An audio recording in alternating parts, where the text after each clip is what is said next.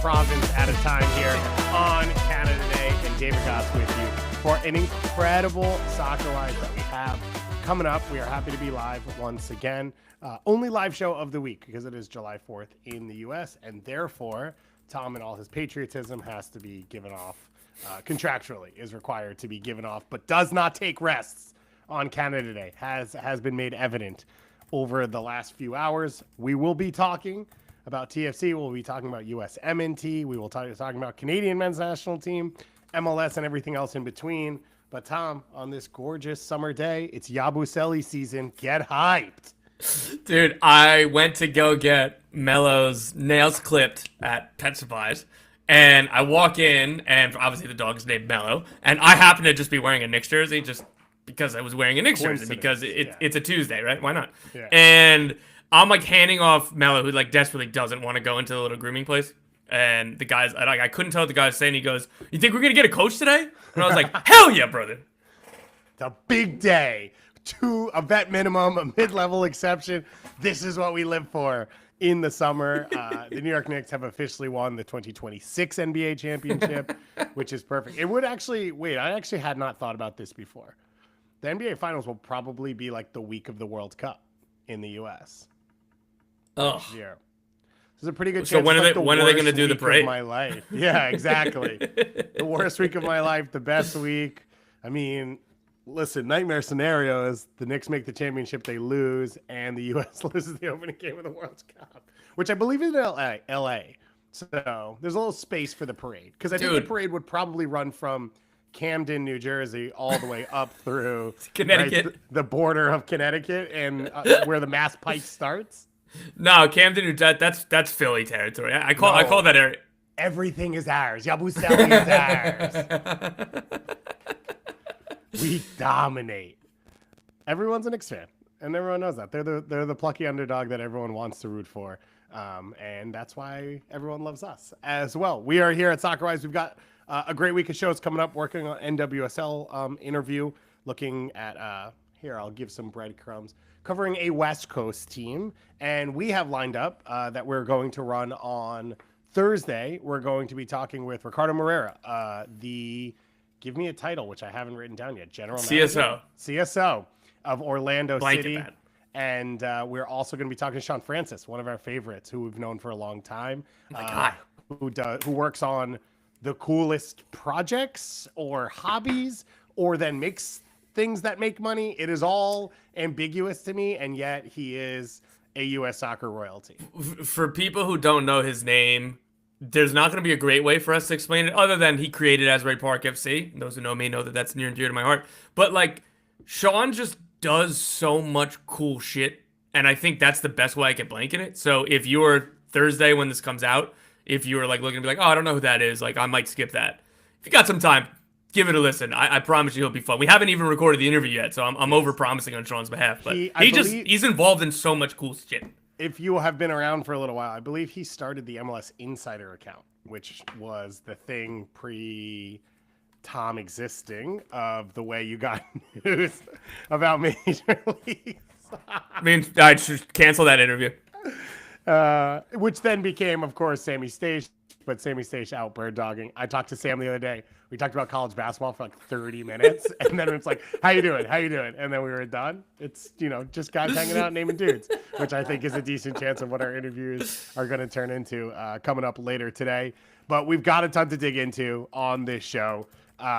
It was nice to have a full weekend of MLS back this weekend. I enjoyed a good chunk of the games. I classically picked to lock in on the games with no goals, while there were 9 goals occurring in other games at the same time. We also have a bizarre schedule coming up. So I believe NYCFC plays a home game on Thursday. I assume that's July 4th related, because I think... Or Yankees related is usually what I assume. Well, the Yankees are getting swept by the Mets at Citi Field starting Friday. So this is a bold week for me to say something like that, too. The existence I've had. So I don't know what the basis of that is. There are 3 July 4th games, so those are Friday MLS games. There's like a bunch of Saturday games, and then there is Sunday Night Soccer, where you can watch Andrew Wiebe live on air. I believe he is in Seattle for Seattle Columbus, which should be a phenomenal game. I don't know if the Gold Cup keeps going on for the U.S. Maybe not as exciting, but still pretty exciting.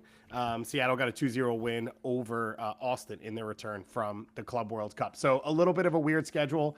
I think I will come and record a reaction to the Wednesday night games in Gold Cup to open up our Thursday episode. So you will have some Gold Cup coverage from us. Do not worry. And then we'll have the interviews, and then we'll be back next week with our full slate of shows. But Tom, let's dig in. Let's start. Didn't know we were going to have a big thing to talk about. Didn't know what we were going to do. Tommy scoops early in the morning, and boom. You wanted your capicola. You wanted your soprasadas. You got your mozzarellas. And Tom cuts it all off. The Italians are parting ways with TFC. Yeah, it's Toronto FC and Italians Federico Bernardeschi and Lorenzo Insigne agreed mutual contract terminations. As I reported this morning, that is both of those have went official. Lorenzo Insigne and Federico Bernardeschi are gone. They were no longer Toronto FC players. So for the nerdy technical terms, because a few people have asked about what does this mean? What is this different than a buyout? So a buyout just means that it's a unilaterally a club decision, and they're just telling the player, hey, you get paid your contract, but you're no longer on the roster. Buyout is a salary cap / roster mechanism. Mutually agreed to terminate a contract means that both parties kind of spoke with each other, figured out a buyout number that wasn't the full money owed and the rest of the contracts, because Insigne is for another 12 months, and Bernardeschi is at least another 18 months. There are some reports that it got extended further, but I digress. That they used their 2 buyouts for whatever remaining money to remove those players from the salary cap, from the roster, to open those designated player spots. So Toronto FC have 2 DP spots open, and I think I made a mistake by just talking about the nerd stuff first, because we have to say, this era that started with so much hype, expectation, and widespread applause. So before anybody takes a victory lap, like, oh, I knew this wasn't going to suck, everybody applauded these moves. And it is going to go down as one of the worst eras in Major League Soccer history, given the outlay of money, the lack of on-field production, and the off-the-field headaches. Undeniable. Now, I was one of the people who said it would work. I will admit we were in conversations with people who were less sure. No one who was less sure thought this was going to happen. Of course. Everyone was like, I don't know that Insigne is worth this. Like, Yeah. Is he worth this much money? Or I think the bigger conversation was, is he marginally this much better than other DP players who had been signed? Now, what's funny is part of that conversation ended up becoming around Shaqiri and his number, which I think is in the debate with Insigne as the worst signing in MLS history. So that's another thing to consider in all of this. But you have 2 players who came in as some of the biggest, most high-profile signings. You end up making the playoffs 0 times. You won 0 Canadian championships. There is not a lot to go for from this team positive. And then you talk about the off-field stuff, Tom. Like, that is the kicker to all of this, is like coaches fired, ruining cultures. I mean, Insigne has been left off the team, banished, and then come back in multiple times. So you did miss that they did win a trophy, the Wooden Spoon in 2023. They were literally the worst team in Major League Soccer, which is pretty incomprehensible. And like you said, the off-field stuff, 23 was when Insigne and Bernardeschi led a coup to get Bob Bradley fired.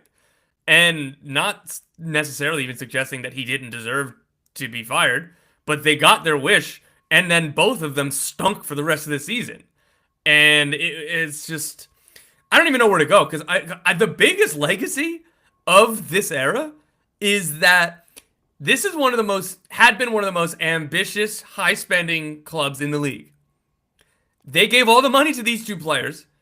Bill Manning ends up getting fired because he orchestrated these deals, and he famously thought it was a flex to go in a press conference and say, I went to Transfer Market one morning, and he said that as if it was a positive thing. I was speaking to a source yesterday who I recounted that joke, and he starts laughing because I knew that was going to be the first thing you said. That's the legacy. The other part of the legacy is this is, again, one of the most ambitious, high-spending teams. They could have signed a 3rd DP at any point over the last couple of years. These 2 players were so detrimental to everything at this club that one of the highest spending ownership said, no more money. You guys don't get anything more. I forgot to open this up by saying, everyone put your vapes up in the air in honor of Burner.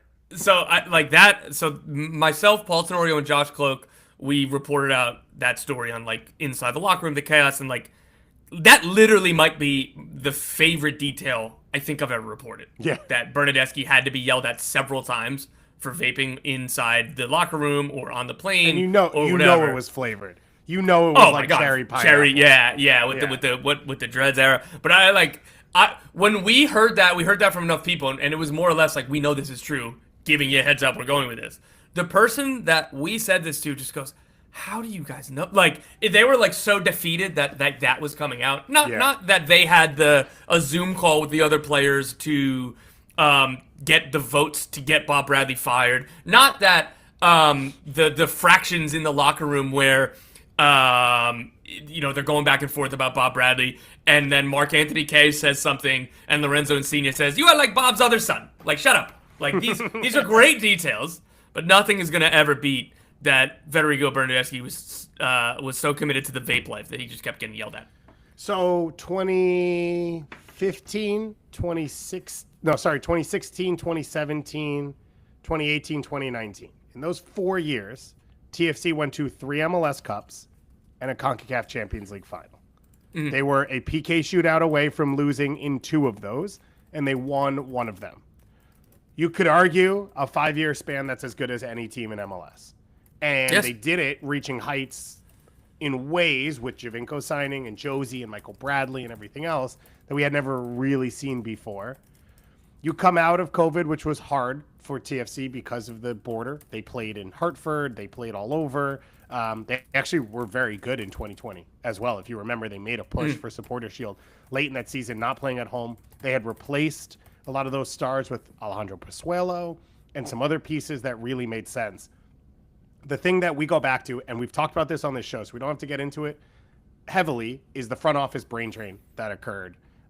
And when you talk about Bill Manning coming into the press conference and saying, like, look what I found on Transfer Market, that is sort of like the end point of that, which is you have Tim Bezbatchenko, who goes on to build Columbus, leaving directly from Toronto, building Columbus into now, what, the next version of TFC? Like, you could put LAFC in that convo. I think you could put Cincinnati in that convo now. But, like, if you're comparing clubs across these 2 5-year spans, Columbus as close as you get with the Cucho Hernandez signings and with their continued success now and their ability to flip players into more talent and all of that, bringing over a number of people who now are still working in Columbus or have moved around the league and are working at clubs like LAFC and Charlotte and everywhere else.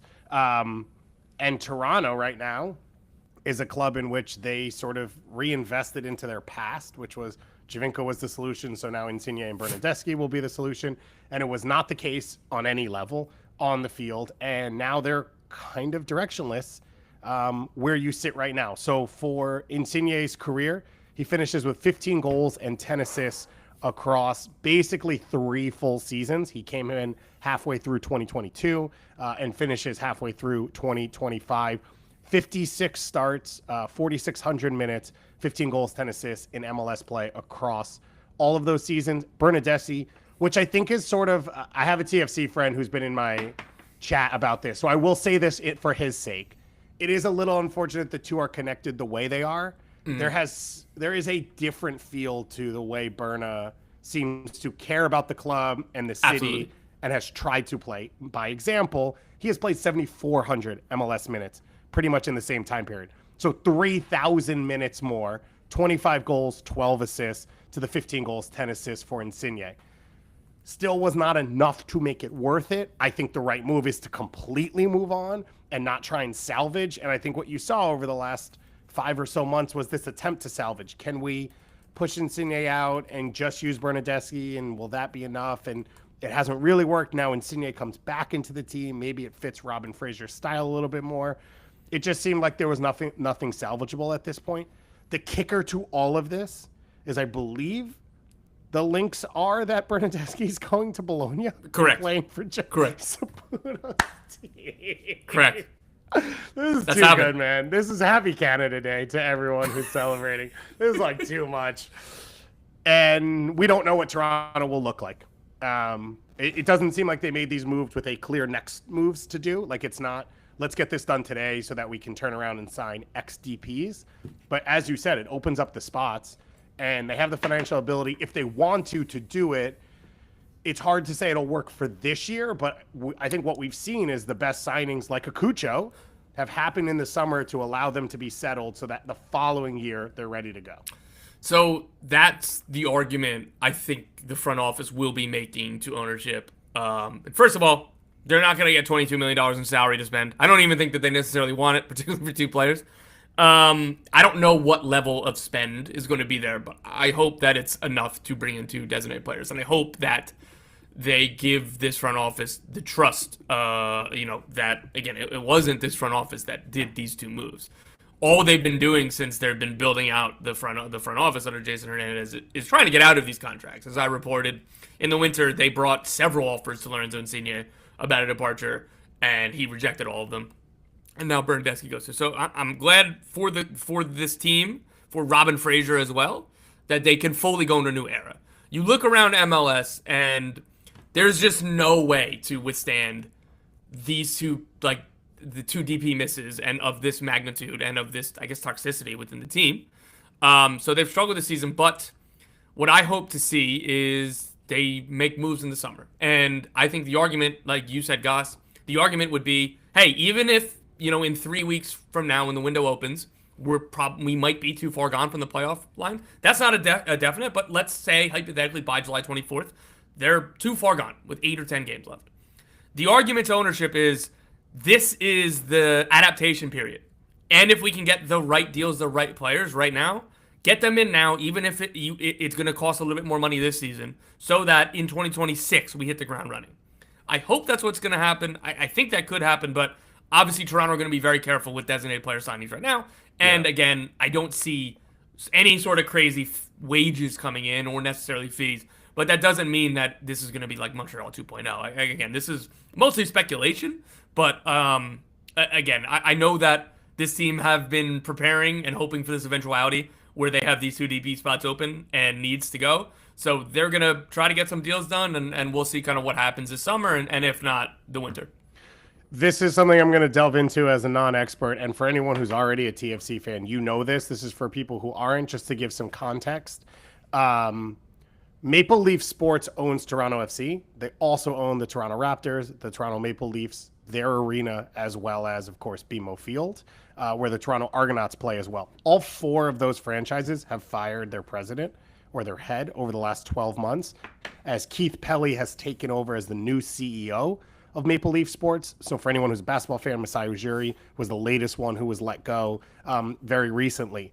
The understanding is as well that Rogers Sports, which is the massive entity that owns the Toronto Blue Jays, as well as their stadium and a ton of the sports network in Canada, is coming in to become the majority shareholder of Maple Leaf Sports. All of that is happening right now. So I think it's part of the reason why you've seen such a change for these four franchises. It also may affect timing going forward of like, is anyone really putting down the $75 million check to sign the next Insigne? On top of all that, Larry Tannenbaum, who's been very committed to spending with Toronto FC and pushing Toronto FC, and it's why Javinko and everything happened, is potentially going to become this minority owner, or there could be a future in which some of these teams get pulled off and put in separate places.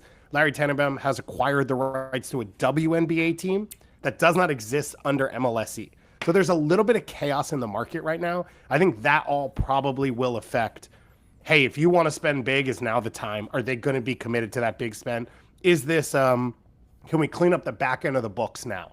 Almost like what you see in other sports where it's like a year. And I understand for TFC fans, they've been bad for years. They don't want to hear this, but like, can you actually fully commit to a teardown, reset your caps, reset your salaries, and then clean up things to build into the next era? I completely agree, but I think I would push back and say that they've done some of the groundwork for that. Again, first of all, Robin Fraser, one of the biggest, like, again, not taking away anything from his soccer brain, because it is obviously incredible. It's elite what he's done in Colorado, elsewhere.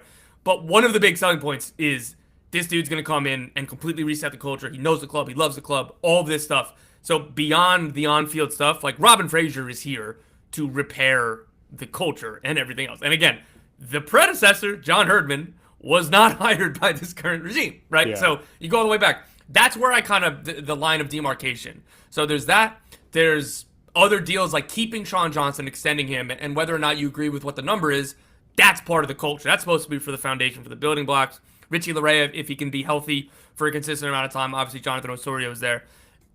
What I'm thinking is over the next several, like 2 windows, like summer, winter, I'm expecting like 15 players in and out, honestly. Yeah. And I think that with Frazier, with the handful of like the leadership council, you could probably call it, of Osorio, Johnson, and you just look at the roster, pick out your favorite building blocks from it. I think that they're ready to have that next jump now, rather than this time last year, it was, it's just going to suck for the next 18 months or however long it takes to get out of these deals. But there's no quick fix. And the reason that the hole got so deep was because everything that they've tried to do since Vanny left, or as Vanny was leaving, honestly, but even a little bit before that, has been, what's a quick fix? What's a quick fix? Yeah. What's a quick fix? So I would say that they're a little bit further in that process than starting from zero now.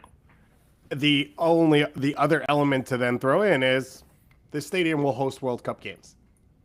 And we have talked about this many times on this show. We are talking about this in our everyday lives. How do these teams take advantage of the bump that will come? And for Toronto FC, being bad at that time is not ideal. So does that accelerate things? And all of this is stuff to consider. Let's close out on this one. I think we both kind of said and admitted, like, Bernardeschi had his high moments. 8 goals, 8 assists last year. 4-4 right now this year. 13 goals the 2 years before. I mean, he started in 2023, he started 31 games. In 2024, he started 28 games. Has started 15 so far this year. Been on the field. Has tried, has been a part of it. That's one thing. Lorenzo Insigne, the other. The question everyone's going to ask, is it the worst signing in MLS history? Insigne is absolutely in the top 5 for me. Yeah. I've done some prep on this from various Tom's podcasts. ready for failure. Like I had a top 5 ready, and like again for everything that I've laid out already. So for me, it's like the top. It's Lothar Matthaus, it might be, whatever. Rafa Marquez and Lorenzo Insigne. I think that's the top 3 with a bullet. And you don't think Shaqiri's in there? No, because it wasn't as Chicago keeps spending, and Shaqiri ended up leaving quicker. I don't know, man. Like, there is no moments to point to. Like, at least Insigne would lace up the boots when Messi came to town and play well. What Insigne did when Shaqiri would do that, and then Insigne, when Messi came to town, would hit one of his questionable injuries, would be just good enough to play 15 minutes off the bench, and the only high-intensity run he recorded in that game was after the final whistle to get to Lionel Messi. Like, John Herdman said something like, you could tell he wasn't really able to move, but he was the first guy next to Messi to get his shirt. I don't know, right? So, I think it's Matthaus, Marquez, and Insigne, and then I think everybody else.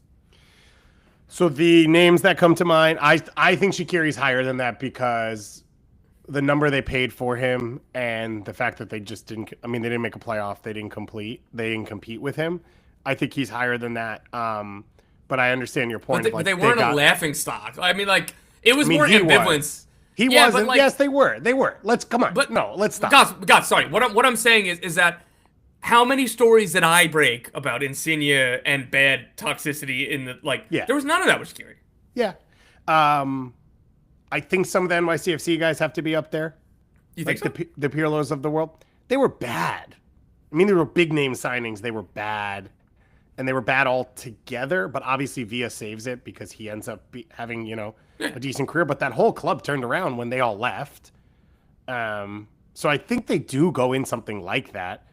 Those are kind of the ones that pop out to me. There are a lot of Blaise Matuidi should be in there because of it was big reason for him of them having sanctions. Yeah. So that's why it moves. It's like, I think that's the thing with Shaqiri. I think he's definitely a top 10. We're signing. I hope that I didn't come out sounding like I'm defending it, but I just think that there hasn't been a tail. He takes his Shaqiri Liverpool tattoo out right after this. I love a guy with big hands. Shaqiri could mess around in Hoboken, man. He's got a Hoboken body type. Just dump truck.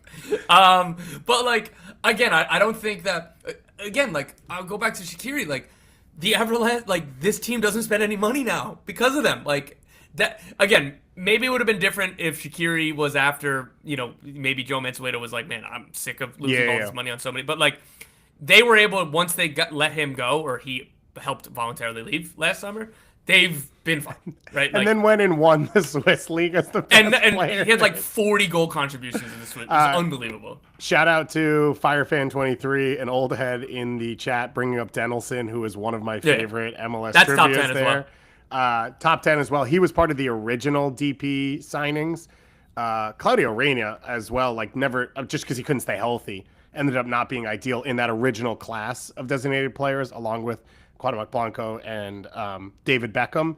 The other ones that come to mind, the thing is, people bring up these names, and a lot of them, like, not for the reason you wanted to, but end up contributing to some winning moments. So you think of like a Nelson Valdez, like he was on the field for Seattle in that playoff run. And so, like, he was not. I wasn't thinking about a Nelson Valdez. Well, so I appreciate that you're thinking about it. It was one of the ones that came Valdez. into one of the chats I'm in. But, like, you have names like that, right, with guys where you're like, even Chicharito. Like, Chicharito had his moments. He scored goals. The team wasn't great. Zlatan, as amazing as Zlatan is, the team wasn't great with him most of the time. But they had high moments, and they had one playoff run and whatever. So, there are some bad ones that are not complete and utter train wrecks. The Orlando City fan base has now entered the chat with Jose Colman, Brian Roches. Shout out to Carlos Rivas, who ended up in USL for a while. I think Roches scores goals, by the way. Dude, he ended up in Portugal. We could do this for the rest of the show. Yeah, I'm so locked because I'm thinking of just like insert any Minnesota center forward that they try to replace Christian Ramirez with. Like any of them. True. Angelo Rodriguez, Wanchop, that's not like worst of the worst kind of stuff. Yeah, because these are also not spends at the higher level. Exactly. My favorite thing to do in the world, by the way, is if you're ever around, if you're around Paul Tenorio, just be like, what's Brian Roches doing? He will, off memory, be like, he scored 15 goals last year in this league. He, for some reason, just like will throw a Google search in every 6 weeks just to see how Brian Roches is doing. On Morning Footy a couple weeks ago, I know the last time I was in, we did like something about like the worst transfers in history. And I brought up the Honduran Maradona, for those old enough in the chat to remember. The Houston Dynamo, I believe it was in 2013, they signed a kid from the Honduras League for like $1 million. It was a DP. And they cited stats from his Wikipedia page. Oh, yeah. It turns out there was 2 British kids that were watching the Honduran League for some reason. Was like, let's see if we can get one of these guys to the Premier League. And they went into the Wikipedia and just edited all the stats and made them much better than they were and put a section of like, oh my God, he's the next Maradona. Everybody in Honduras calls him the Honduran Maradona. They signed him and put his fake Wikipedia stats in the club release, like when they announced the deal. And so this was good. Like I was like, it makes me laugh. And we know our friends absolutely love this. So it makes me smile every time it comes up. But so Nico Cantor wasn't aware of that. He's like, this is the funniest thing ever. Like 2013 is too late for that, because the other one I had was Ali Dia, a player for Southampton. Mm-hmm. He called Southampton's manager and said, I'm George Weah, my cousin Ali Dia. I play with him at PSG. I played with him in the national team. You need to sign him. And they just sight unseen signed him to a 1-month contract. That was 98. Like, that stuff can happen. 2013 is too late to be getting fooled by Wikipedia. Anyway, that dude, Alexander Lopez, Honduran Maradona, is with the Honduran national team right now. Is he at Gold Cup? Yeah, he hasn't played this tournament. He's got the number 10 shirt. I couldn't believe it. And like Nico texted me, he's like, oh my God, he's still here. He's still with the national team. On the side of just dudes naming dudes, remember the Gilberto who played at TFC, who ended up getting pushed out because they didn't have enough spots for Defoe, Bradley, and Josie. He scored 13 goals for São Paulo. He scored 50 goals for Bahia in Brazil, and he's been playing for Juventude and Cruzeiros. That guy balled. I'm just saying, he was the one that fought Jermaine Defoe over the free kick. We've got Kennedy Igbonanike. That's in my top 10 too. Yeah, Juan Luis Anangano. It was like, that was the Frankie Allop. I think Sean Maloney. Shout out to Sean Maloney, by the way. What's up? Similar body type, another Hoboken style, who tried to carry things. We have Daniel Gostock to the crew, which is just savage from Andrew Johnson. Let's not go there yet. I think we'll still have a little belief I think he's gonna be on that one. But I can understand the frustration a little bit from fans. Okay, moving on from TFC. I don't want to ever move on. It's great stuff. Kevin Cabral, that is a very good one as well. The thing with all of these is you got to find the balance of expectation and spend versus end performance. Like, how bad can you be based off the expectations? The problem is we kind of sometimes do DP as a blanket statement. Yeah. And it turns out that like this person cost $900,000 and this person cost $14 million. And the expectations are probably a little bit different on those two sides. Do not bring up Frank O'Hara. Oh my I was God. so locked in on Frank O'Hara being a stud for FC Dallas. That team was set up for him perfectly of like they create chances, just be a fox in the box. And Pepe ended up doing it. Pepe did the thing that Frank O'Hara was supposed to do. Frank O'Hara died so Ricardo Pepe could run. Here's the thing I will say, and I kind of was saying this last week with LAFC, and we'll get into Giroud in a moment, though.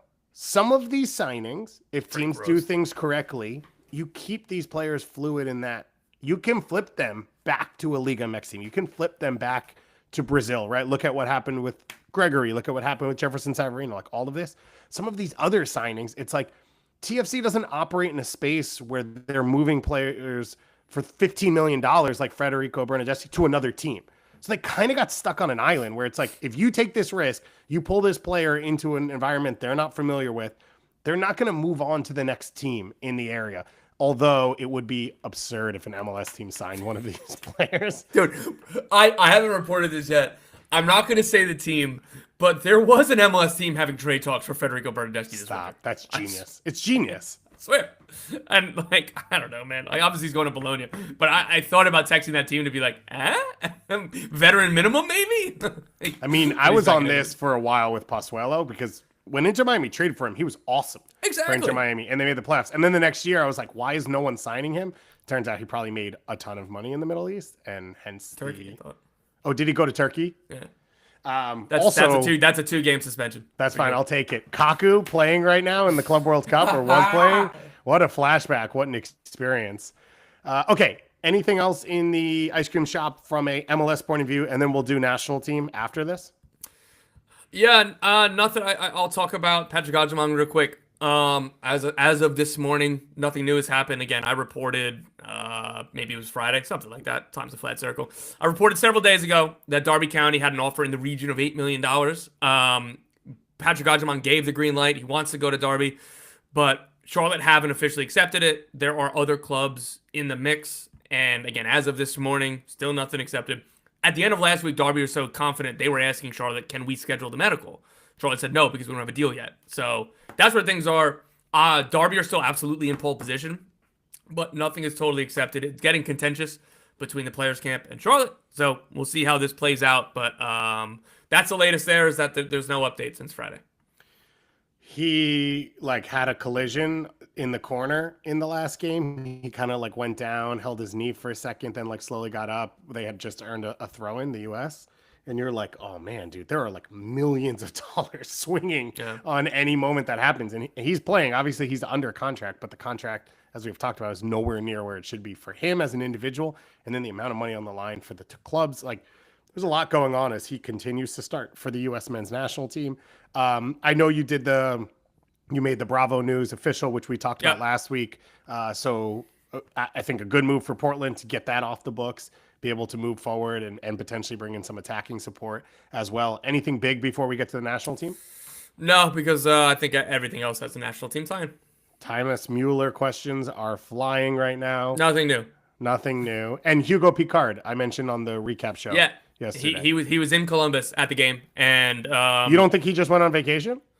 Yeah, I was still getting some things downplayed, like and there's final details and sort. I'll tell you this much: Darwin Machis for Charlotte FC was like the only player that I know of that in recent memory that flew into town and left without being officially a player. Assume that this deal is happening. I'm still on the Columbus vacation situation. Maybe. Yeah. It is the Paris of the Midwest. Exactly. Many people are saying this. People say it's the Marseille of the Midwest. It's huge in France right now to make that trip. Let's dig into some national team stuff. Let's talk Gold Cup. Ooh, baby. What a vibe. What an experience. Across 2 nights, you get the Panama-Honduras game, Mexico-Saudi Arabia. So like a decent level of chaos and insanity. This is where this sits. And now we come all the way to Sunday. Canada takes a 1-0 lead in the first half on a penalty kick. And then what would you call the Jacob Schaffelberg play? A red card. Yeah. I was getting, is he trying out for the Minnesota Vikings texts while it was happening? I will say, that Jesse Marsh said it, and I'll talk more about him. But in the post game press conference, like he was like, "Yeah, listen, like I don't think the first one was a yellow, but the second one was like absolutely." He was like, "No complaints there. Yeah. Once you're on a yellow, that is definitely a red." Like so. And part of it with Schaffelberg, which I tried to give voice to a little, is like the pressing, like head down, you take the risk, right? If the defender clears that off you, you're on a breakaway. Like you're trying to take that risk. And it's almost like Schaffelberg blanks for the second and doesn't realize he's going to barrel through the actual defender. I know one speed. Go. Yeah. He is now, my understanding is he is now suspended for the opening game of the World Cup because without qualifying, there are no official competitions. I don't know if that's true. I really hope not. Because my assumption is CONCACAF is a different competition. Yeah, than that a World sounds Cup. like it's not right. Like I don't This know is the type for of thing I sure. saw on the internet and chose to do zero research about. And now Tom, as a capital J journalist, is the one dealing with this one. So Schaffelberg gets sent off at halftime, and like I doubt that. there's a lot of questions about Canada coming out of this Gold Cup. They dominated the opening game against Honduras, a 6-1 win. To many people, like putting to bed demons of the two qualifying cycles pre-Hex from 2010 and 2014, in which they got annihilated down in Honduras to banish their hopes. They then stumbled after that. Curacao, El Salvador, and then you end up in the second half against Guatemala, down a man, where Canada could just never get control of the game. And they could never get control of their own emotions. And eventually Guatemala finds the equalizer through Rubio Rubin, which is awesome Charleston to Battery see. are massive. And Rubio Rubin's a great story. Like, I love every time he resurfaces and fights back in his own career. Like, he could have retired a long time ago, and he continues to just love playing soccer and fighting through it. And he will have down years, and then he will have up years once again. He gets a huge goal for his country in an epic environment, by the way. The Guatemala fans in Minnesota were legit, and that's why Gold Cup can be fun. Doing it every 2 years, 97 times, has killed a lot of that, what we saw in the group stage in some of the environments. And all of it overwhelmed Canada. And they were probably lucky to get to PKs. Then all of a sudden in PKs, you get the chance to win it. Then all of a sudden you're on your deathbed. Then all of a sudden you're back alive. Then all of a sudden a 19-year-old smashing a PK off the crossbar and you're going home. The whole thing was like an emotional roller coaster. And it ends with maybe the biggest upset in Gold Cup history, as Guatemala, not a team with any history of success. Canada coming in, I think, as betting favorites in this tournament, if not second. Yeah. And now they're going home, Tom, and you've sort of covered it a bit of the post-game fallout from Jesse Marsh of trying to figure out what just happened. Yeah, let's start. Like, listen, the bigger story is Canada losing, but I want to focus for what an incredible moment for Guatemala. Well earned. They had to stay in again. If Canada plays their best, they're going to beat Guatemala. But this is how upsets happen, and what a moment for them. And they continue on in this tournament. It was really, really cool watching the emotions after the penalty shootout, the prayer circle they had after the game. These things, I don't know, man. This stuff is just still really cool for me, and those are the things that can still give you goosebumps and still give you oh my god, sports can be awesome. On the other side of it, go ahead. Just one of the things to add, which is I sort of said this, but I didn't really explain. One of the really cool things about the growth of the game in Canada and the U.S. is the way it has grown CONCACAF. So you have it on two sides. Guatemala is a great example. There are some teams like Costa Rica where the growth is they can go play in MLS and play in larger professional setups, better training environments, all of that. Guatemala is one where there is a large amount of MLS Academy players who are part of this team. I think there was 4 in the starting lineup, if you include a Rubio Rubin, U.S. born, trained, all of that.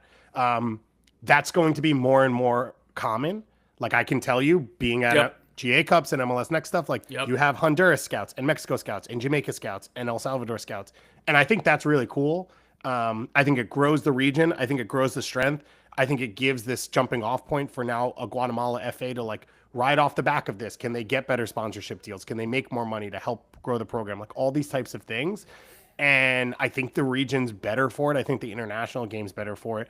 And it's just epic to watch an Aaron Herrera where we know from talking to them how much it means to represent this country and where their parents came from. And let's be real, talking about it in a time period right now where a lot of this stuff is shamed or questioned or scared or feared. And for them to be able to elevate their nation here on this platform is awesome to see. Aaron Herrera, I think, is one of the best fullbacks in Major League Soccer. I agree. I think he should have had a road to the U.S. men's national team, which he hasn't. So for him to now settle and be a star for this team, we saw Alex Roldan do it for El Salvador in World Cup qualifying. Like, it is cool, and it is going to become more and more prevalent. I completely agree. And like, talking about the emotions and what it means to them, Goss, like, this isn't a huge monetary boost for these players. And they're flying. I don't know if they're all flying coach, but like I remember Rubio Rubin, his first camp with Guatemala at French Guinea, home to Belize, at the Dominican Republic, and home to Dominican Republic. These ain't glamour international games, man. Like, you're not doing this for anything other than love of that country and wanting to play international soccer. So it's just to see that all be rewarded and having this journey and having this moment, it's really, really cool. But, you know, on to Canada. Listen, Jesse Marsch, God love him, talked a lot heading into this tournament about how much his players wanted to be there and everything else. And yeah, they're missing a couple guys, but doesn't matter. Just gotta beat Guatemala. And yeah, penalties are fickle. Red cards happen. Random sample size skews things. I don't want to hear a single if. And to be fair to him, he did have one quote in the presser that has gotten the most buzz. Was, we were missing half of our group. This was after he was going around talking about, everybody wants to be here, all this stuff, right? Like, twisting the knife to the U.S. as much as he possibly could. And fair play to him. It makes our jobs more fun. I will give him credit. He took it like an adult. He didn't shy away. And outside of that one line, his entire presser was like, obviously we're gutted, but listen, I believe in this group. We need to go through adversity. Like, he didn't just go up there, complain about the referee or complain about the pitch or say, you know what, if this, if that. Like, that was the only line that he said that came off of like an excuse. So I'll give him that. But like, Canada fans, Jesse Marsch, like, just got to take this L, stay out of the comments, and keep it moving forward and do better in the next international break. That is what it is. It's an L. Keep it moving. It is. We are seeing the unfortunate part of not being in qualifying for a World Cup, which is you have very few opportunities to change the narrative around your team. It is the same thing the U.S. and Mexico is struggling with right now. So one, congratulations, Canada. You are a giant, which means it is a big story when you lose now. This has not been the case for Canada for the previous 30 years in the region. So like, backhanded, there's a little bit of the positive. I am not Jesse Marsch, so I can throw out there that like Steven Eustachio, Moise Bombito, Alphonso Davies, Ali Ahmed, Jonathan Osorio, you're missing all those players. That's a lot of starters. Those are really good players. I think that matters because it is not the biggest country in the world. Like, Canada has a limit on its player pool. You can only push it so far. In saying all of that, you're 100% right, which is beat Guatemala. Beat Guatemala in a quarterfinal in a neutral site. Like, you just have to do that.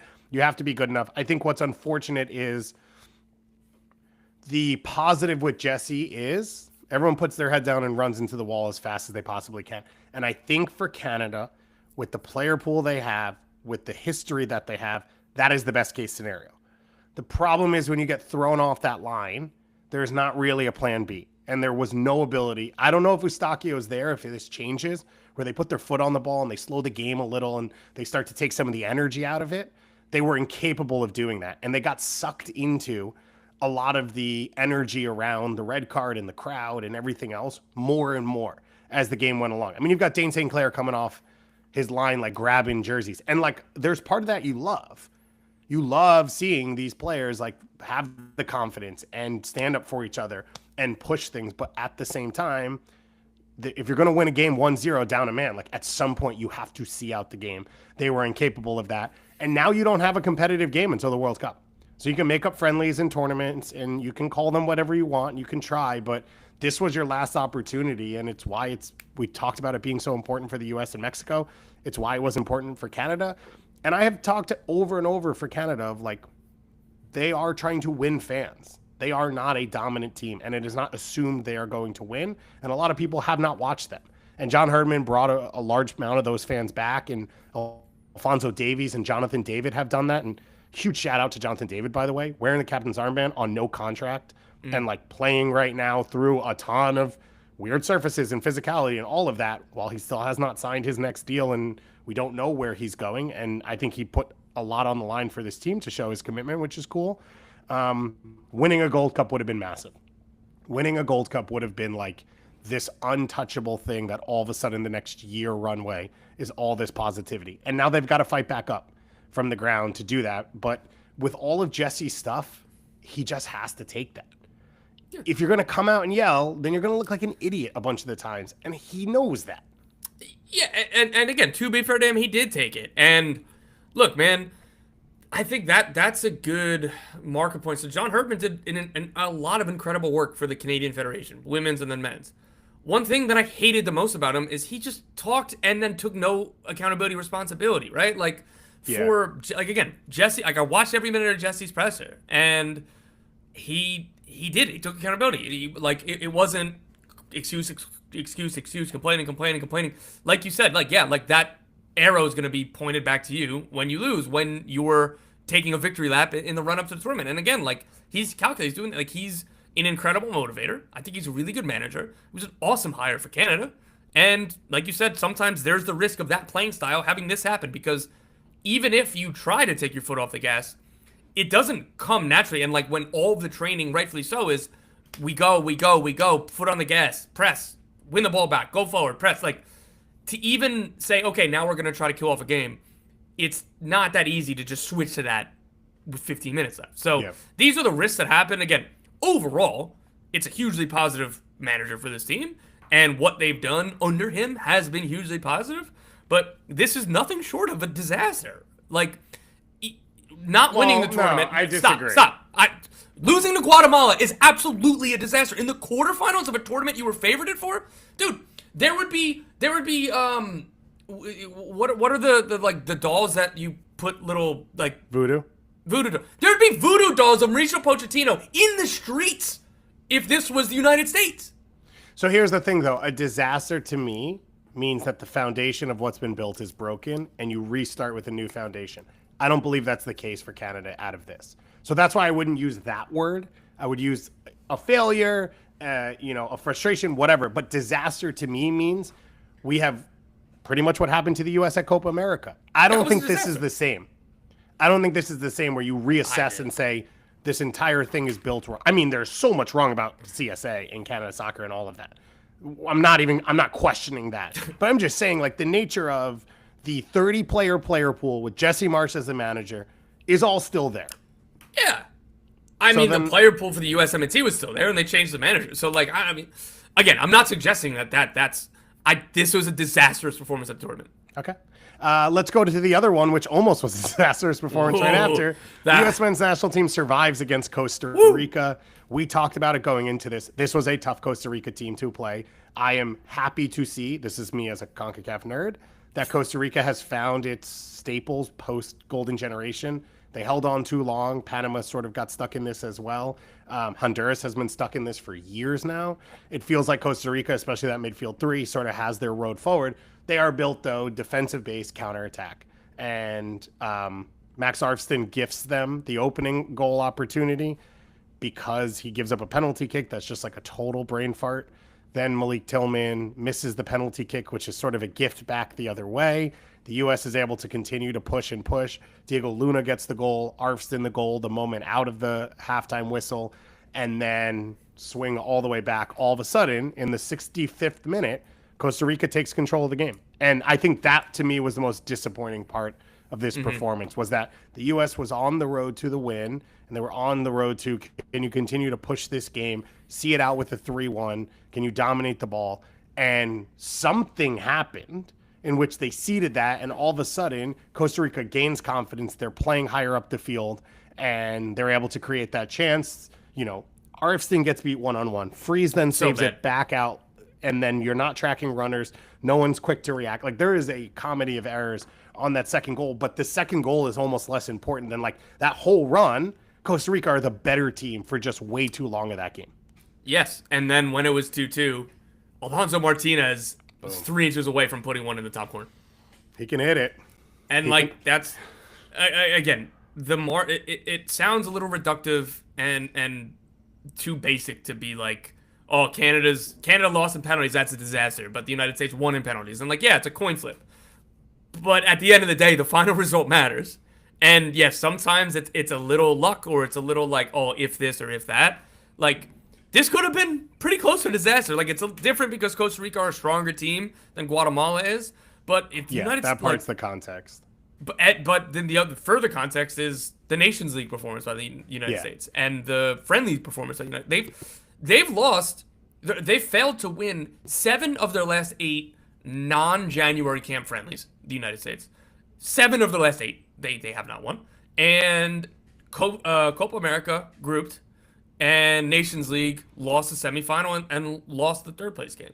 So the context would have been like, again, while the opponent is stronger, it would have been just as bad. I'd probably be saying disastrous as well, but they got through. Matt Freese, the hero in the penalty shootout. Alonso Martinez unlucky on that one in the 85th or 88th minute, whatever it was, that almost gave Costa Rica the 3-2 lead. And they move on, and now they face Guatemala in the semifinals, and it's, again, disaster averted is kind of where I'm at for a few days at least, and maybe we'll see what happens at the semifinal. And the story in the shootout is Matt Freese saved 3 of them. I don't know, did a Harvard project where he explained how the brain works, and therefore he's inside of everyone's head, and he's able to save penalty kicks. I said, I'm gonna pat myself a little bit. I had him as my goalkeeper of the year, wherever that thing sits. I had him as my goalkeeper of the year when we did our midseason in MLS. He's been very good. He's earned his way into the team. There are obviously huge question marks. Zach Steffen is injured. Matt Turner has not been a starter. We know the whole convo. Is he the starting USMNT goalkeeper? Yeah, I mean, I wouldn't write anybody in pen in this position for the opening game of the World Cup, but like, I'm assuming, and we'll see how hopefully the next 2 games go, or if not, maybe just a semifinal. But right now, how do you not have him the starter in September?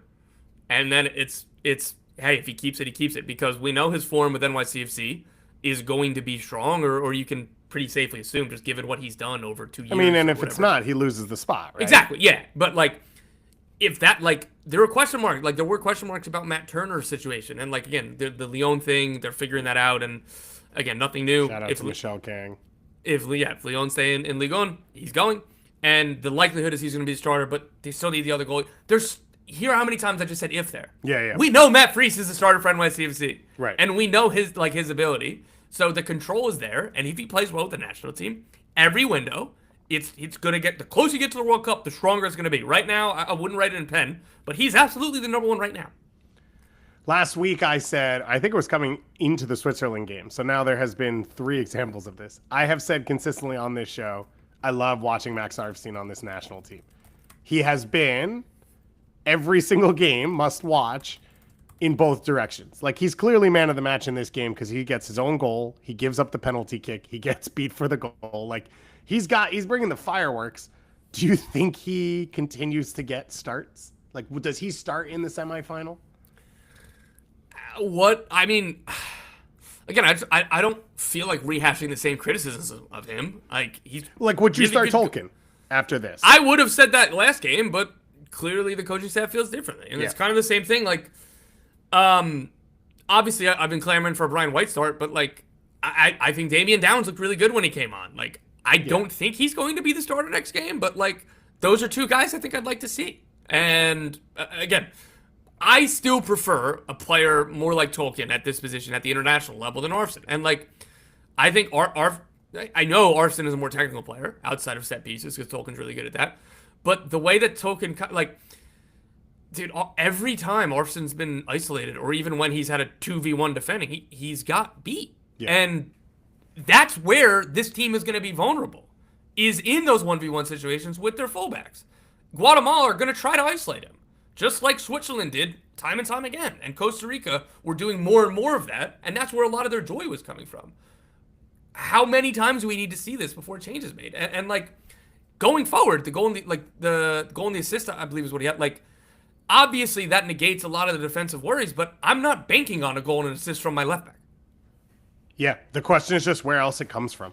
I thought Quinn Sullivan. I want to see Quinn Sullivan. I don't disagree with you. Yeah, I want to see a midfield that doesn't have 3 industrious players. Like, I think you need to pick 2 of Berhalter, Adams, or De La Torre. I don't think that you should be starting all 3 in a game that you're expected to dominate possession. Yeah, I like De La Torre in this game, and I think that would be my two. Would be Adams and De La Torre. Like I thought, Yeah, I'd be good with I that. thought he progressed play a little bit. I think he at least has ideas in the pockets and against the low block that are different than the basic simple pass. Brutal for Berhalter to miss the penalty kick. It cuts to Greg. Like it's just. We are now in like the deepest, darkest recesses of the internet in talking about some of this stuff. And I was in a Mexican restaurant watching this game and I was just like, please don't miss. Like, I don't even care if the US lose at this point. Like, just don't miss because this is going to be the whole convo. He misses, they win. And I don't know what you do with that at that point. Tolkien pretty much came in for the PKs. He misses. Alex Freeman. So I thought Brian White did too, and he didn't take one. Yeah. Alex Freeman, though. Be honest with me, guys. What were you thinking when he was I walking could not up believe they had him shooting. I could not. I was saying out loud, I cannot believe he's shooting. And then he bangs it into the upper corner. Hey, Kaylor, go pick this out. I'm going to put it right there. Good luck. Did you know, I think his family played in Major League Baseball. Did you know that? I don't know if you've known this, but his dad might have played in that stadium before. Did you know he has a father who played in that stadium before? If we don't get the reference within the first 5 minutes of the next game, we riot. Yeah. That has to be done. Or I will forget like a goldfish. It was a vibe. It was an experience. It was epic from Matt Freese. It wasn't good enough as a performance for the U.S. Pochettino talked about after, like you need some of these moments to move on from, to learn from. I can understand that. I think you're seeing some of the players be exposed. Like Malik Tillman is a really, really good player, and we're going to talk about his transfer in a second. I don't know that he carries a team. I just don't know that that's his personality. I don't think that will be the expectation over the next 12 to 18 months with the U.S. It is right now because it is not exactly your full team. Although, with how little Pochettino has been able to work with players, I think a lot of these guys are going to earn spots and earn opportunities coming out of this. I think De La Torre is fully back into the conversation. I think Alex Freeman's fully into the conversation. Yeah. I would be shocked to see if a Quinn Sullivan or Sebastian Berhalter, whoever gets the starts going forward, if they're not. Ajimon clearly is. Diego Luna clearly is. So I think a lot of people have earned a lot more opportunity coming out of this Gold Cup. And if they're able to get over the line here, they should beat Guatemala. Same as we said about Canada. That may not be the case. Then on the other side, you've got Mexico against Honduras, another huge upset from Honduras. So the same expectations on Mexico, who are every bit unaware of themselves as the U.S. is at this point. That should be the final that we see. It should be fairly dramatic. It gives an opportunity for these players on a big stage to prove that they're capable of carrying through the moment. So the Guatemala game, similar to Costa Rica, it's a team you expect to sit in a bit. You see Rubio Rubin's movement. It is different than Alonso Martinez, who drops off the front line to shoot from distance. He is going to challenge on crosses and all of that. And on the flip side, the U.S. has a huge height advantage. So if it is John Tolkien, I'd expect you whip in a ton of crosses from that left back spot, which is what he's really good at, where, Arvstein's coming inside to be a goal scorer himself, which I like. I don't know that I love it on the same side as Luna, and that's the part that gets lost with this. Same channels. And what we talked about I would have liked to have seen Tillman, Luna, and Quinn Sullivan. I would like to have seen those three. I would still like to see those three against Guatemala, and hopefully that's what it is. Anything else before we move? No, we move. So let's talk Malik Tillman. It sounds like it is going to be a huge summer for him, making that big move back to Germany. Yeah, Bayer Leverkusen are finalizing a deal to sign Malik Tillman from PSV for a fee in the region of $40 million. He's the Florian Wirtz replacement, which is big shoes to fill, of course. They are different players. What he showed this year more than he did last year in PSV, and again, I think he's had 2 really good seasons with that club. But last year, he was a guy who his production was really good, but it felt like it was more in the context of he's like the 6th attacker. That yes, he probably should be getting more minutes, but there's a lot of really good attackers in this team. He's benefiting a lot from the field tilt that PSV has. And obviously he benefited from that this year. But he was integral. He had a more central role in responsibility. He had more importance to whether or not they won games, particularly in the Champions League. He played really well. And then he was one of the defining factors for them to come back and win the Eredivisie title by winning their last 7 games. He started He started 7 of the last 8 when he came back from injury. Like immediately back from injury, right into the 11. He had a ton of goal contributions. So during that run is when it was like, oh, he's ready for the next step. Will it happen this summer? Will it not? And like, I think Bayer Leverkusen is going to be a really, really good fit. Manchester United fans, maybe in the chat, maybe in the comments, maybe in the Discord, are going to push back a little bit with Eric Ten Hag as the manager. Yeah. That's the only thing that gives me. I would have liked this under Xabi Alonso a little bit more. But listen, a club like Bayer Leverkusen spending $40 million on a player, like he's going to get every chance to be the guy for this team, and I think he's going to take it. I agree. I think it's a nice setup too. Tactically, I think, like we talked about, like I don't think he works as like this lone 10 driving the game. And I think with Leverkusen, it's either one of 2 10s behind a center forward, or he's playing a little bit deeper, which is what we saw at times with PSV. I think that's where you saw his game really take off, is like he can change the game in between the lines. I think he can drive the game forward with the ball at his feet. He can also get it out and transition quickly. And then that's where he follows up and is a really good goal scorer and a really good finisher.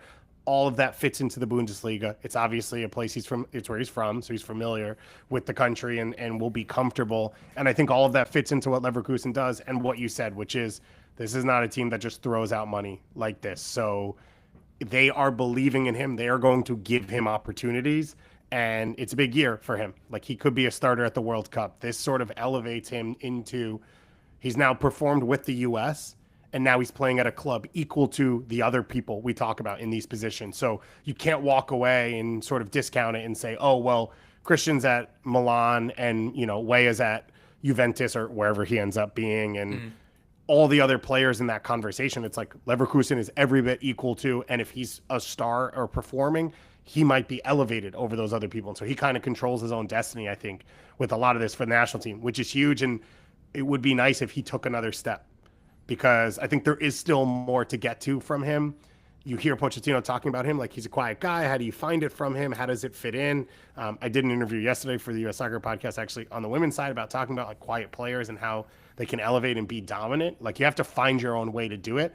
I think him going to a team like this that has expectations coming off the PSV season, I think will be really cool to watch from him. And it's a big move for the whole US men's national team, because right now he's one of the few who's shown up to everything and has performed at high level. So you'd love to not look at this in 3 months or 5 months and be like, he's only started 4 games and it hasn't gone well.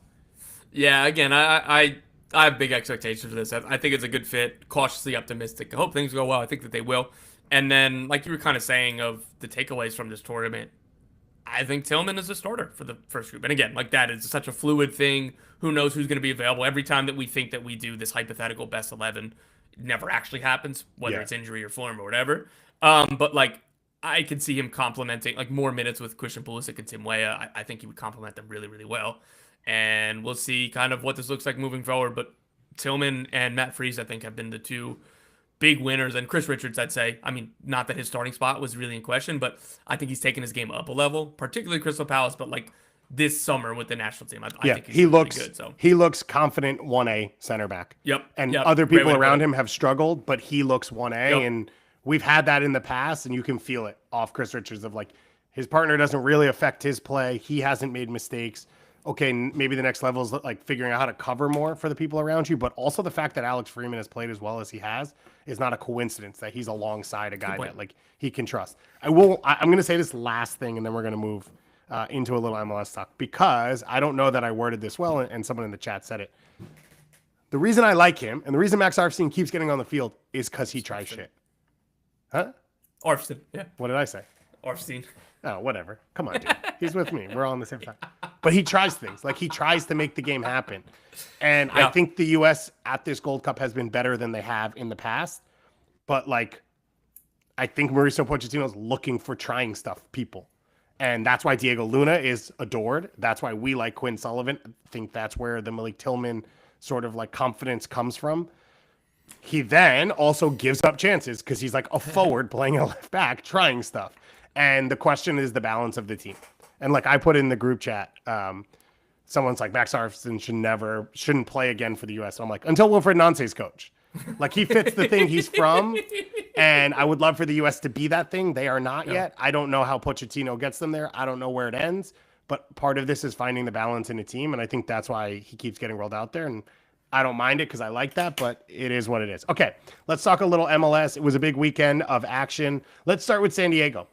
San Diego goes on the road for the second time in the week. So they scored 8 goals on the road across 2 games, including midweek in Vancouver, right? Or was that 2 weeks ago? Am I wrong about my dates? I have zero idea. Great. It doesn't even matter. Andres Dreyer continues to be phenomenal. Chucky Lozano comes off the bench. He creates, sets up, and then scores the winner. They get out to an early lead. Shout out to Petar Musa, who I still have confidence in my Golden Boot race. But speaking of confidence, how much stock of San Diego's Shield winners are you willing to buy right now? Stock is high. So I don't know. Do I give you a number? Do I give you a grade? Do I give you a percentage? Do I call finance guy? He's got Bobby Warshaw on the phone, right? He could execute something like this, a little stock. I'm sure you've got a number of financial investors in your comments and chats who are happy to help you out here. Just give me your social security number and bank account routing information. So I'll answer this and say they are absolutely for real in this. And again, it's not a super strong take after 20 games this season. But this is sustainable. It's not like the crazy overperforming numbers, and it's not like you watch them and it's just like, oh, somebody's going to figure something out, and then that's going to be it. Like, oh, if you press them this way, or if you don't give them space, or if you give them space to build and try, whatever, right?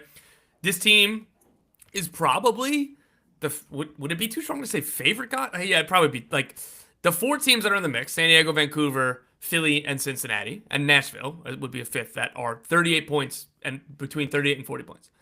Columbus is right there with 37. Miami have 4 games in hand right now, so we'll see what if they kind of figure into this. It's wide open. San Diego are absolutely in that top tier of contenders. For me, it's still FC Cincinnati, though Obi Nwobodo is going to be out for a while. That's going to be difficult to stomach, but I think this team has so much quality in the attack and difference makers, plus the defensive structure behind Nwobodo, particularly when Miles Robinson gets back from the Gold Cup. Cincy are still the team that I think is going to win the Shield. But Cincy, like, I can't argue if you say San Diego. I can't argue if you say Vancouver.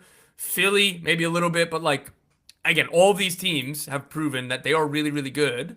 And I think that they're going to be in the mix for a while to come. Maybe not to the final day. I do see, particularly Cincy, San Diego are the 2 teams I see going to the final day. But I could be wrong. San Diego had a spell where it was like, oh, you can actually play super direct against them. Yep. The chances are there. And they dropped 2 or 3 games in a row. Weird ones, too. I think it was like at Colorado and at RSL, which also was like, okay, they can't play at altitude. They don't know what it's like to travel, all of that. Colorado, Charlotte, RSL, they had 3 losses in a row in April. Right. And those were all teams that you're like, those are teams that make sense because they do play direct. And so they're not changing their style, but it actually fits against San Diego. These last 3 games, you played at Minnesota, at Vancouver, at Dallas. I would have said before this, Minnesota, Vancouver, San Diego, and Seattle are my 4 favorites in the West. Maybe you throw LAFC in there as well, depending on who you are. So to go to 2 of them and win in a 3-game span, as well as Minnesota, who, again, fits perfectly in what we think will beat them. Dallas as well. Now, Dallas not as competitive of a team in that convo, but plays fairly direct. Petar Musa on the break, Kumungo and Lucho Acosta. I think that's really impressive. It's really impressive with the players that they've missed. So I think it goes to show, like you were saying, there is not like a one solve that someone's going to figure out. They're able to play their style no matter who they have available to them. They're committed to it, which keeps you sort of, as the season goes up and down, keeps you on a decent path. I think being in the Western Conference is an advantage at this point. If you're talking about, okay, down the stretch, Cincinnati, let's just say their next 3 games are Chicago, Columbus, and Miami. Like, I think the East is stronger, and there are tougher games in there for Cincinnati. They still play Philadelphia. They still play Orlando. They still have to go at Red Bulls and at Miami. Where on the flip side for San Diego, they close the year San Jose, at Houston, at Portland. They play Portland twice. They still play at Chicago, but they play Toronto. So, like, they're not even playing all the best Eastern Conference teams left. And the West a little bit more winnable. There are a lot of hard games in there, but I think all of that keeps them in the conversations towards the end. I will be surprised if they win it. I wouldn't say they're the favorites right now just because I think there's like a group mentality thing that's really hard to win trophies and sort of get yourself over the line. It's hard to believe a team year 1 can do that. And it is still dependent on, like, can they keep Andres Dreyer fully healthy the full year? And I don't think they can afford to lose him, even if they get Chucky Lozano fully healthy and everyone else fully healthy and all of that. Do you think that with the way things sit, there's some big move or spend that they make to try and solidify things in the summer? I don't think so. I mean, they have the flexibility, but at every turn, even when, again, there was conversations with Kevin De Bruyne, but obviously dating back before the season, by the time that we were in preseason and then the spring, every time I asked, it was we're not signing a third designated player. Yeah. Not for this season at least. Maybe we'll change in the future, but we want to be a 2-4-2 team. And that's still the case. Last time I checked, I've kind of stopped asking because you can only ask the same question so many times without getting called an a-hole.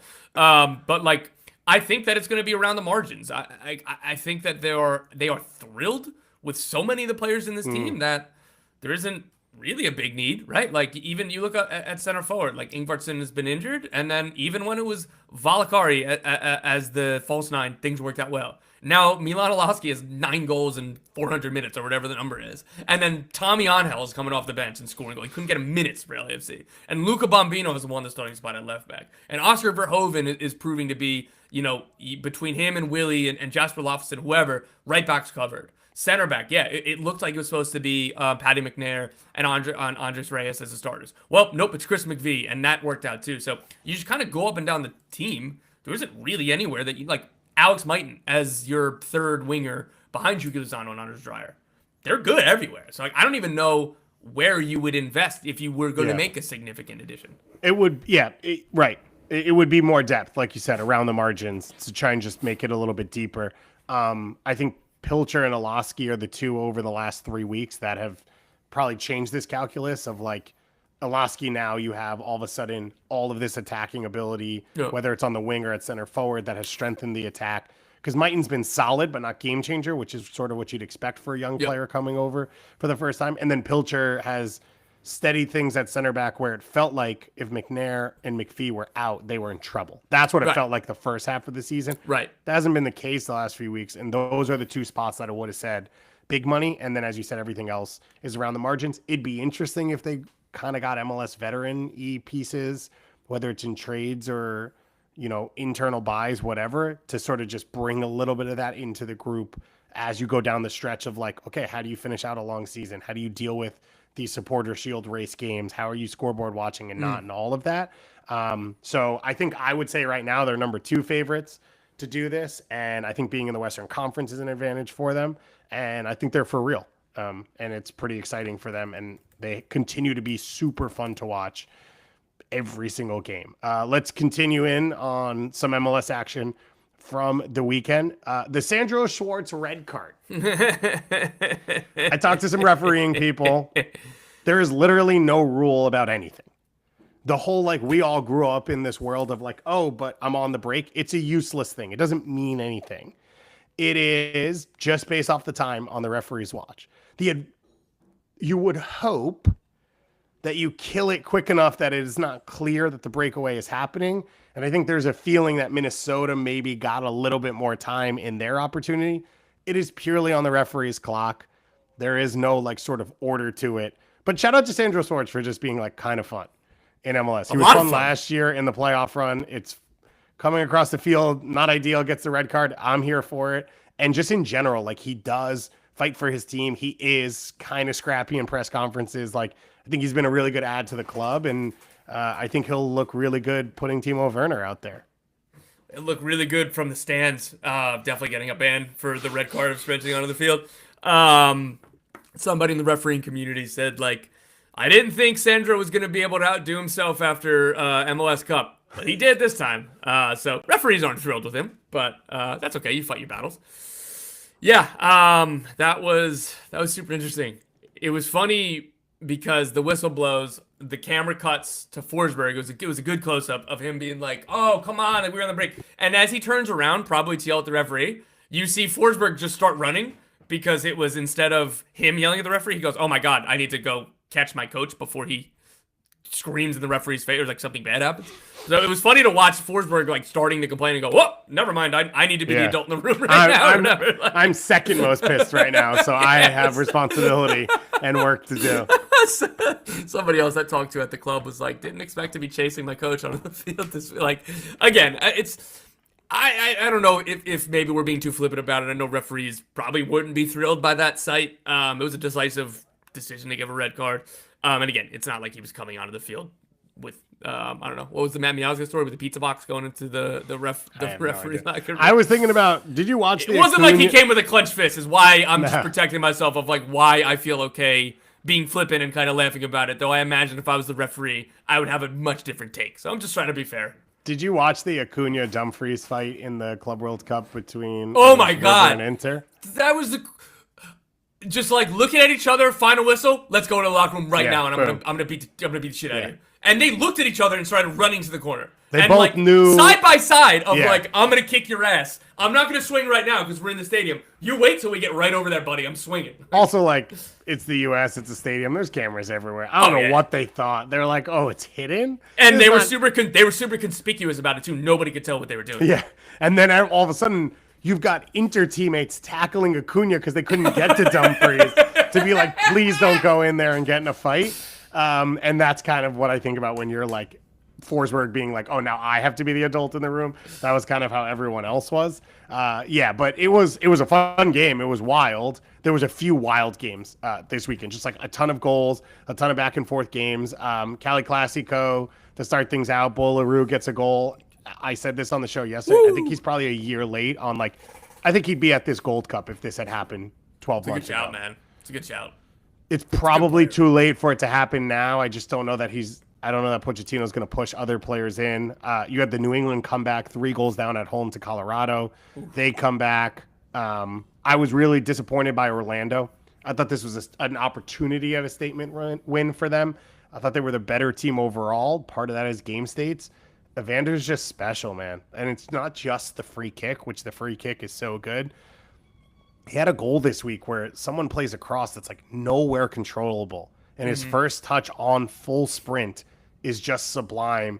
And this is where I questioned how he fits into the team. And like, Lucho does a lot of work off the ball and fit the pressing style. I don't know that Evander's that guy. Evander bad is still double-digit goals because he's just too talented at the thing he's good at. Yeah, exactly. And again, going back to the Shield race, that's the player that can paper over cracks where you go like, oh my God, how do they win this game? Like, not necessarily saying that against Orlando, but just like, you're not going to get a whole lot of XG for the free kick he scored. But guess what? He's capable of doing that, right? Like, so in the games where you are just like, you could just brute force your way with talent to points, that's how you win the Shield. Yeah. It is, he's pretty much the best set piece taker now in MLS over the last 10 years, and it might be ever. Lionel Messi? Lucas El Rayon? Statistically, dude, in terms of goals per minute, he is off the charts. Where That's other people, I think he's got like 6 direct goals from set pieces. I remember doing this around Lucas El Rayon. I think El Rayon finished with like 7, and that was an extra year or whatever. So we'll see, but I don't think Evander's done. Yeah, I don't think Evander's done anytime soon. I don't think so either. So that was a big result for Cincinnati to go on the road and get a win, sort of against the run of play, as they're trying to make up points against other people. And it was a really big game. Chicago sort of hangs on against Charlotte, which was a weird one for them. I need more from Jonathan Bamba. Like, I need more finishing. I know he is prime Goss theorem at this point, because if he finishes 50% of the stuff he's missing this year, next year, he is going to be 15-15 at a minimum. Yep. And if they brought in a number 10, it's like a question, though, because if you bring in this, let's say it is Kevin De Bruyne, that's going to lead to more chances for him. He needs to finish.